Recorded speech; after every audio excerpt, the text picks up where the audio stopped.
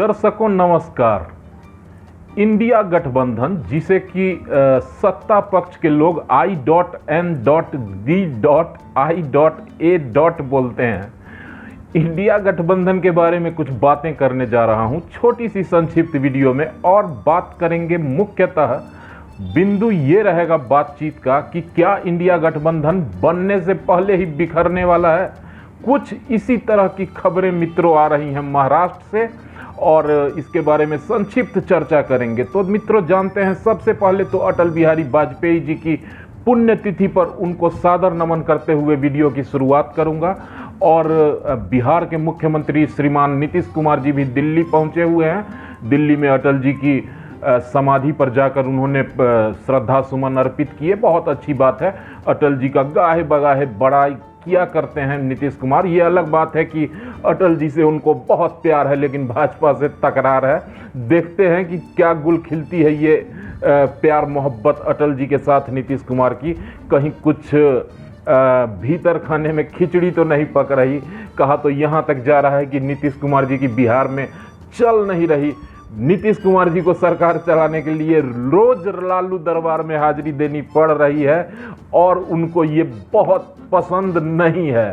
स्वाभाविक सी बात है, नीतीश कुमार अपने मन मिजाज के नेता हैं और इस तरह की जी हुजूरी करके सरकार चलाने में निश्चित रूप से उनको कुछ न कुछ परेशानियां हो रही हैं। वैसे वे दिल्ली दौरे पर हैं, देखना दिलचस्प होगा कि इंडिया गठबंधन के किन किन नेताओं से उनकी मुलाकात होती है। खैर, आज की वीडियो का मुद्दा ये नहीं है कि नीतीश कुमार जी दिल्ली हैं और दिल्ली में क्या करने गए हैं। आज के बैठक का मुद्दा मित्रों ये है, जो कि बहुत ज़्यादा चर्चा में है, पूरे देश में इसकी चर्चाएं हैं कि क्या ये एनडीए के खिलाफ बना हुआ विपक्षी दलों का गठबंधन इंडिया, इसमें सब कुछ ठीक है। इंडिया गठबंधन के सबसे अनुभवी सबसे बड़े नेता शरद पवार पर आरोप लग रहे हैं कि वो भाजपा ज्वाइन करने वाले हैं। मित्रों, मुझे तो बहुत हंसी आती है इन तरह की बातों को सुनकर, क्योंकि ये कैसा गठबंधन, बेमेल गठबंधन बन रहा है जिसमें सबसे बड़े बड़े नेता जो हैं उन्हीं पर अविश्वास जताया जा रहा है। ये अविश्वास मैं नहीं जता रहा मित्रों, कांग्रेस के वरिष्ठ नेता महाराष्ट्र के अशोक चौहान पूर्व मुख्यमंत्री रह चुके हैं महाराष्ट्र के, उन्होंने ये बयान दिया है कि शरद पवार को अपना रुख स्पष्ट करना चाहिए। आखिर वो क्यों मिल रहे हैं अपने भतीजे अजित पवार से, जो भारतीय जनता पार्टी में शामिल हो चुके हैं। कहा जाता है कि अजित पवार के साथ शरद पवार की 4 गुप्त मीटिंग हो चुकी है मित्रों। उस मीटिंग में शरद पवार जी की पुत्री सुप्रिया सुले भी शामिल थीं। यहां तक आरोप लग रहे हैं कि शरद पवार जी को नरेंद्र मोदी कैबिनेट में मिनिस्टर बनने तक का ऑफर आ चुका है और इस पर बहुत जल्दी शरद पवार फैसला लेने वाले हैं। कहा तो यहां तक जा रहा है कि जो भी कुछ बड़े बड़े नेता शरद पवार के साथ बचे हुए हैं, वैसे तो अधिकतर एनसीपी के विधायक अजित पवार के साथ भारतीय जनता पार्टी को जा चुके हैं, लेकिन जो बड़े नेता जैसे नवाब मलिक जेल से बेल पर बाहर आते ही वो भी अजित पवार गुट से मिलने पहुंच गए।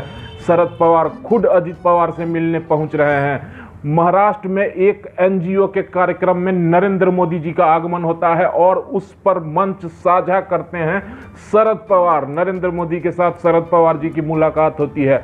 इन सब बातों से इंडिया गठबंधन का सबसे बड़ा घटक दल कांग्रेस बेहद खफा है। कहा तो जा रहा है कि राहुल गांधी के इशारे पर अशोक चौहान जी ने शरद पवार से उनका रुख पूछा है और पूछा है कि बताइए, इंडिया गठबंधन में होते हुए भी आप नरेंद्र मोदी से और भाजपा के नेताओं से क्यों मिल रहे हैं।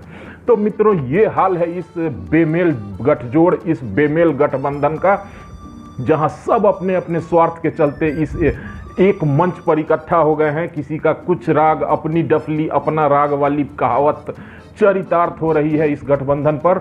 यही छोटी सी बात करने आया था मित्रों। और जहां तक मेरा अनुभव, मेरा विश्लेषण कहता है कि निश्चित रूप से शरद पवार समझ चुके हैं कि इंडिया गठबंधन एक डूबता जहाज है जिसमें हर पार्टी, हर घटक दल एक दूसरे के टांग खींचने में लगी हुई है और वो इस डूबती हुई नाव को छोड़कर नरेंद्र मोदी जी के विजय रथ पर सवार होने का मन बना चुके हैं। तो ये हाल है इंडिया गठबंधन का। वैसे हम नहीं चाहते कि इस तरह का कुछ भी हो।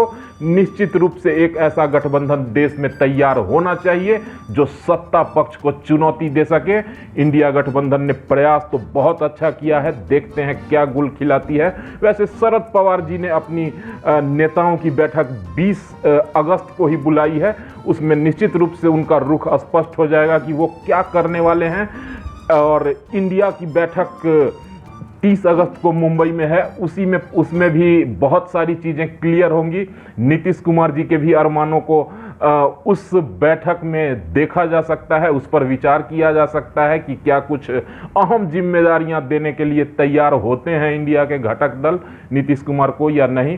तो मित्रों, बने रहिएगा मेरे साथ। 2024 चुनावी विश्लेषण में ये चौथा वीडियो था और इसी तरह की छोटी छोटी विश्लेषण, छोटी छोटी वीडियो के साथ नई नई और रोचक खबरों के साथ आपका मनोरंजन करूंगा, आपको अपडेट रखने का प्रयास करता रहूंगा। निश्चित रूप से अगर अच्छी लगे तो आप कमेंट करके और लाइक करके सूचित करें। तब तक अपना ख्याल रखें, दुआओं में दीपक कुमार को भी याद रखें। Take care, goodbye and good night.